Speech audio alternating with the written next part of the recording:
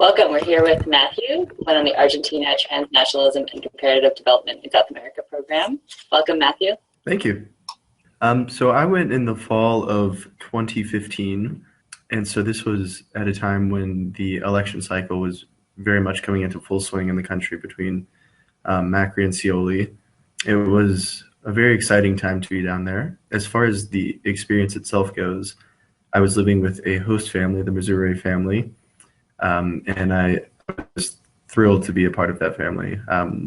They had been doing this, I believe I was their 8th, potentially their 9th student that they had hosted in the past. And they clearly were very, very happy and very proud to be bringing students in from outside their own country, from outside their city, and sharing their lives and their culture with me. The excursions themselves were very, very enjoyable and very impactful. I'll actually be going back to Brazil this summer after getting to spend a week there with my program, and so that definitely I left Brazil in that excursion with a strong sense of wanting to return and to learn more about that country and what it's going through at the moment. The classes I found to be very a good challenging mix, not too difficult in some ways, but at the same time, with the Spanish immersion, they really pushed you to kind of the limits and then past those limits so you could learn more about the language and just learn about the different themes and some of the different issues that are happening in South America right now, and specifically the Southern Cone region.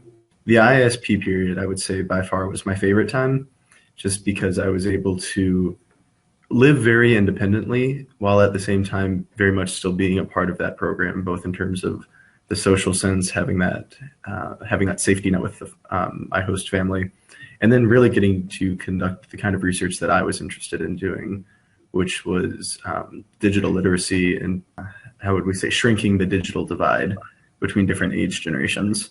And so I was able to work with SIT both in Argentina and in Uruguay and connect with people who are actually experts in that field and really on the forefront of work that's being done, not only at state level, but also at the educational level, at the kind of grassroots movement levels, things like that. What do you think makes SIT unique? So I would say there are a few things that make SIT unique. Kind of the ones that stand out to me are the host family program and then the ISP program. And I didn't realize how unique that was until I to the U.S. and to my college and started sharing different memories and different experiences in not only different places, but also different locations. And I found that the SIT experience was very similar, regardless of where you went. And of course, there were differences. How could there not be? But there were a few common themes throughout, which were those small class sizes,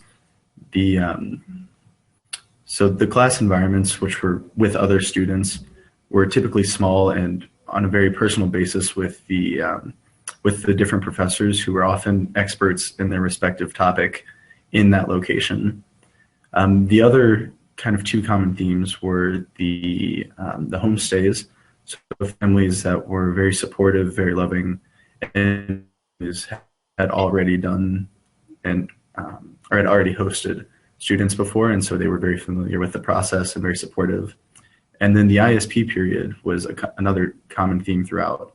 So I came back and I was talking with other students who had done SIT, and we were sharing our different topics, our different stories.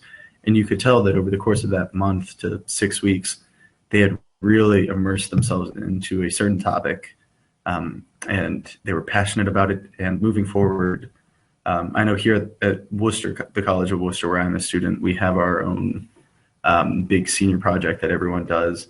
And a lot of the students here have taken those topics and are kind of working through them now in their junior year, getting them ready for their senior year.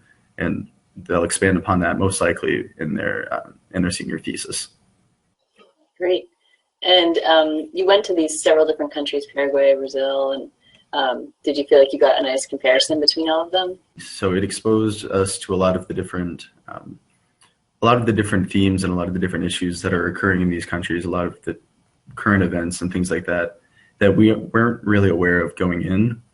And it also kind of clued us into a lot of the different movements that are taking place and what direction they're moving in. So in terms of indigenous rights, in terms of landless workers movements, in terms of, this transnational kind of regionalism that's in some ways working in the region and in some ways struggling as they kind of try and copy that EU model. Um, and so it was a good way to dip the feet in the water. And at least speaking from personal experience, I left with a very strong desire to continue learning and continue being a part of that, I suppose. Great. And what did you think of the director? Oh, Nuri has been fantastic. I truly cannot speak highly enough of her. She actually wrote my recommendation to receive funding to go to Brazil this summer, and she's been very much a mentor and a friend throughout this process, and is now assisting me as I continue to move forward in the more professional side of this. And what would you say to someone who's trying to decide between this program and, say, another program somewhere else? I would I would ask them to think about the kind of experience they're going for and what their ideal study abroad experience would be. Because I felt that with SIT, the two main things that really stood out to me were the support network with the staff, as well as the host family, and then the ISP project. So that chance to kind of fully immerse yourself in a topic you're passionate about.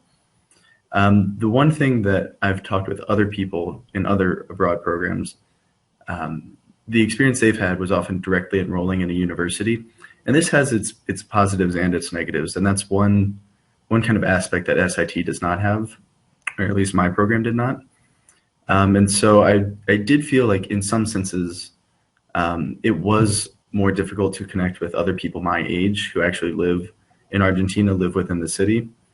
And I know many of us were able to overcome that through things like I played on an ultimate frisbee team down there.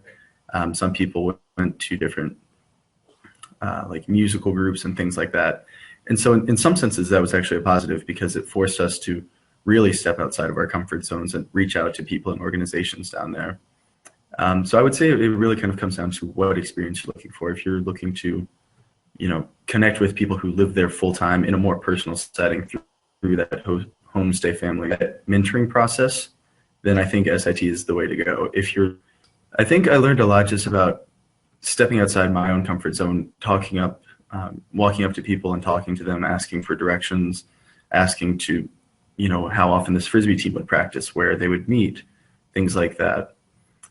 Another big skill I feel like I personally learned a lot about was independent research. And so that consisted of things like finding sources, synthesizing them, meeting one-on-one with a mentor who was an expert in that field already, and going over things like literary reviews, drawing conclusions, synthesizing sources. And so personally, that was a big reason I chose SIT, tying back into that senior project that we have here.